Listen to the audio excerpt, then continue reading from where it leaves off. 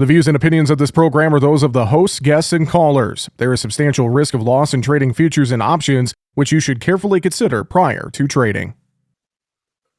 Well, on Thursday, we had a WASDE report out from the USDA. The April numbers, mostly uneventful, but there's some things that maybe the USDA didn't say in that WASDE report out Thursday that are of note, and that's something we're going to talk about here today on the program. Joining us now for market analysis, Brian Doherty, Senior Market Advisor at Total Farm Marketing. Brian, good to catch up with you, sir. Another report day is here, and largely kind of uneventful. It's almost kind of a boring day, which we kind of expected that with the April report, didn't we, Brian?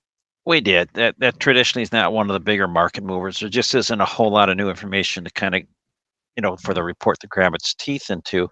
There was maybe some hope for a couple of things. One, that with the quarterly stocks number off, that we would see some support there, maybe in projected carry out for corn, or that we would see maybe some reduction to the Southern Hemisphere crop with some private forecasts there, along with CONAB looking at some tighter numbers than the current USDA numbers. So those are things that, when you look at big picture and kind of look at what came out today, it's really more of what didn't come out today. So kind of boring there. I'm going to hit some highlights for you. The average pre-report estimate for the Argentina corn crop was 55.3 million. Came in at 55 million tons, and that's a million less than last month. There were some that thought maybe we'd be closer to 54, but that wasn't the case. Brazilian corn, 124. Last month, 124. The market expectation, though, was for some downgrade, 122. We didn't see that this month, so it looks like the USDA is being reserved there. And then over in soybeans, same thing. Mark was looking for about 152 million metric tons. Private estimates have been down in the upper 140s, low 150s.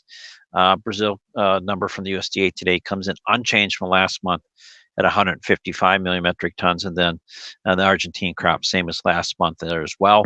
So it's what the report didn't say. It didn't bring those drawdowns in some of the South American crops. It largely, there's some things that just weren't said, and one has to wonder when or if USDA is going to say that on upcoming reports. I mean, nothing there to feed the bull on the day Thursday. Grains outside of soybean meal all kind of just drifted moderately lower. I know this report from the Rosario Exchange about disease in the Argentine corn crop, that caught my attention Wednesday evening as I was looking through some headlines, but then, nothing of note to that here this month. And then you get to the May report, I know going to be coming up. We're going to get some of the new crop balance sheets factored in there. And I just, I have to wonder, I guess, USDA hasn't made a big adjustment at this point. Will they ever, Brian? I guess that's kind of the guessing game that the trade's going to have to think about here for the next month ahead. Well, it is. And one of the things that, I think was AgriConsult several weeks back had indicated that maybe the bean acreage would be higher. And so that might be why the USDA is a little bit hesitant until maybe there's a better perspective on acres. But yes, in Argentina, the drawdown, and I don't want to butcher this, but the spiroplasma disease, Yep. leafhoppers. It's something new, something that hasn't really been measured. And so how do you measure it? I think the USDA, I'm going to say, proved last year that don't judge the crop too quick, because there were a lot of us, myself included, you just got to say it like it is, that were thinking the U.S. corn crop maybe in the low 170s on yield. And here it is, November we're adjusting upward, January adjusting upward. So I think maybe the USDA is going to be somewhat very pragmatic and slow to adjust with hybrids and whatnot. These, in the current growing seasons, maybe a little bit more productive than what we're used to expecting. Something on my mind here. You look at a fairly uneventful report day, and Brian, you are always good at giving us some real good kind of that perspective, looking out the big picture here. And this is something that I think, case in point, happened with the cattle trade last week and all the volatility there. But even with grains too, as we're getting busy with planting and things like that, there's sometimes I think that some producers tend to not pick up the phone in markets like this. They don't like looking at the price. They just like don't want to ask questions, things like that. But to that end, this isn't a time where you stop asking questions when it comes to your marketing plan. It's more a time to make sure you manage your risk, isn't it, Brian? Well, this is a great topic and sort of what I'm going to call right in our wheelhouse or my wheelhouse is that, I'll start with sort of the very, very, very near term picture. Every day the market opens up and it's a new day, a new opportunity. So it either goes up or down from there. So you can start from that. Now, if we step back and look at the other end of the spectrum, you kind of look at the big picture and go, well, what's really happened over the last year, let's say in the corn market? And the reality is Brazil, the United States, China all had record corn crops. So tough to, build inventories and then expect high volatility in the market to raise higher. With all that being said, though, you kind of got to pay attention. You and I have been talking. We talked all year. We talked at the end of the new year, or I'm sorry, the end of the calendar into the new year. And I don't know if you remember, but our conversation at that time when corn was quite a bit higher in price was centered around the idea that the funds appear to be adding. The yield number went up in November. There doesn't appear to be much of a weather story in South America. And yet, I'm going to say there was a lot of talk of, oh, the funds will balance the books at the end of the year. There'll be buyers. Or after the first day, the market needs to rally. None of that. Those are just things to sort of delay making decisions, hoping that things go higher. And at that time, they were trending lower. So anyway, on the far end of the spectrum, not a lot of supply issues, and it's a little early for weather market. And I think the big picture perspective is the USDA reports don't hand you anything bullish. At least these reports, the stocks and acreage did, but you don't have anything bullish there, Jesse. And so it's just hard to get buyers to come in here and roar in here and say, I better buy. And that's just the reality of where we're at. So the point I'm getting at here is when we do have rallies, pay close attention that there have been years where we don't get much out of rallies and we need to really look at those carefully. And I'll even throw into that sentiment as well. Thinking case in point, the cattle trade. Monday, Tuesday, we had good days.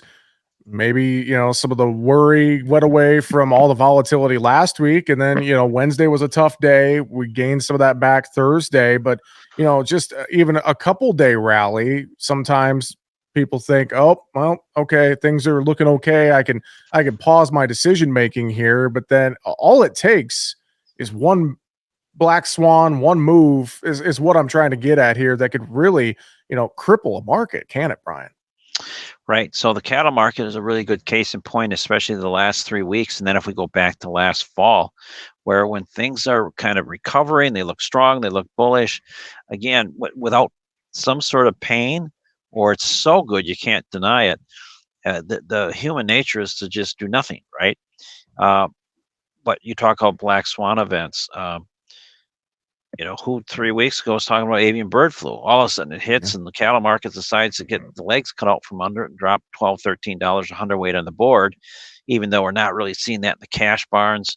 Feeder cattle are still high. People are buying. I think the big picture concern is nobody believes, well, I shouldn't say nobody, but there's a general belief that big picture, this is going to run its course and not have long-term impact, and that ultimately the consumer, every day there's something new in the news. Pretty soon you forget news from 3 weeks ago, and oh yeah, there was something about cattle or whatever. And no, I'm going out to eat tonight. So, um, you and I talked. The bigger concern there is just, again, economically, inflation, inflation, inflation. The consumer is getting tired of, hearing talk that inflation at first was transitory and then, it's under control. We're going to make cuts. And then it just doesn't go away and doesn't go away and doesn't go away.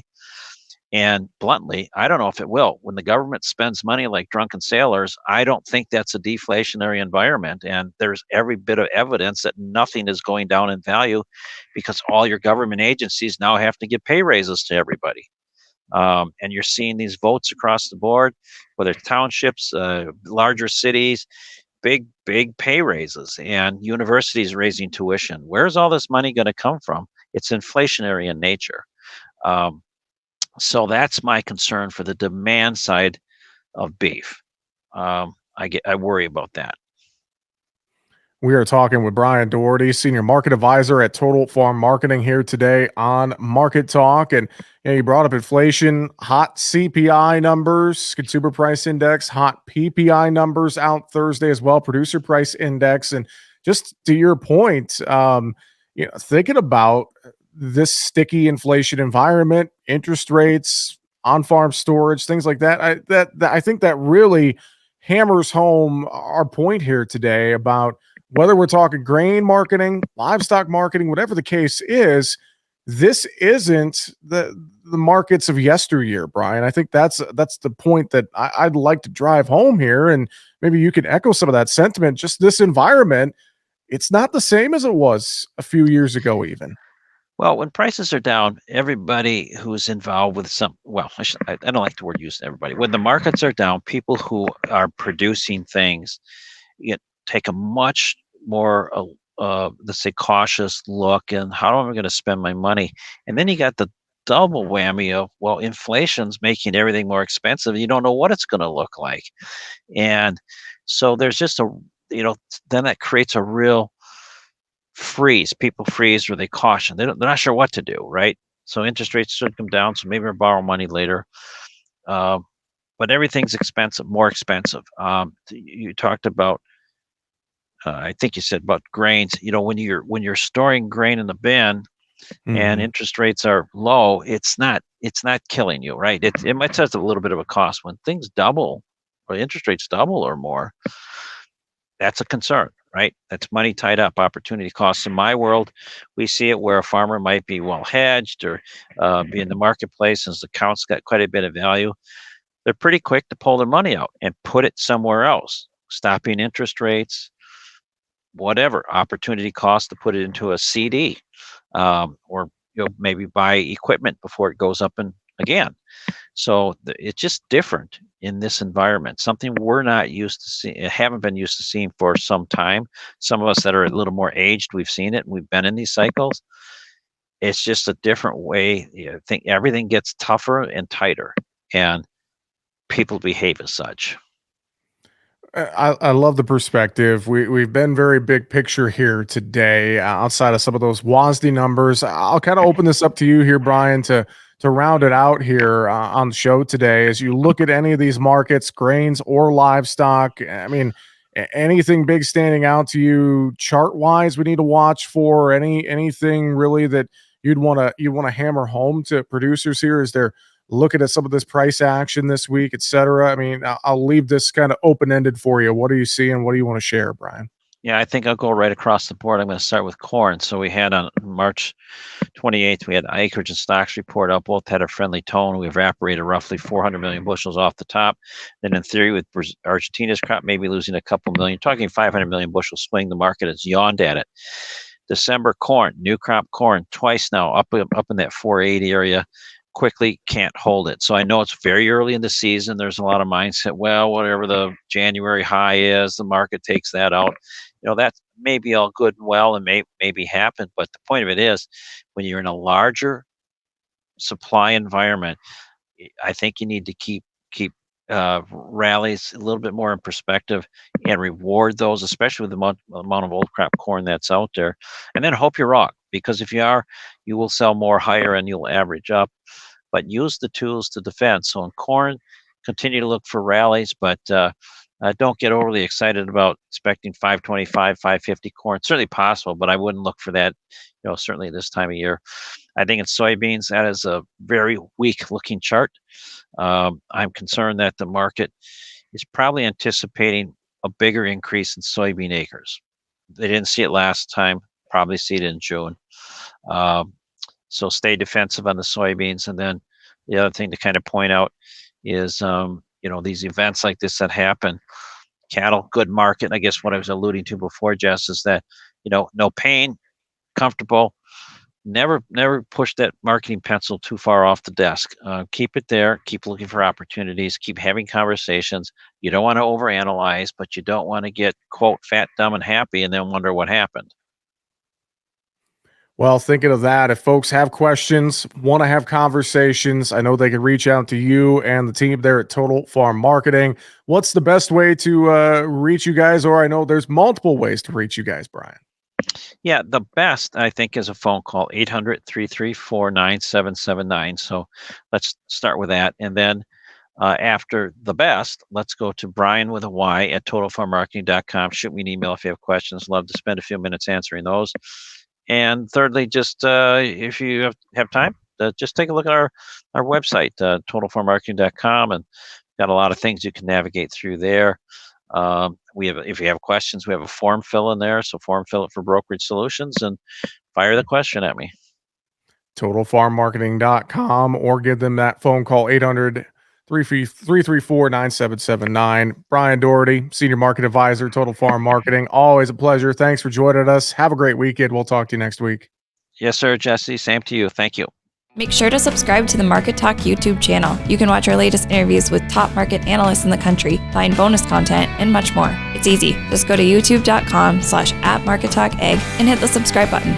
Or you can search for Market Talk Ag on YouTube.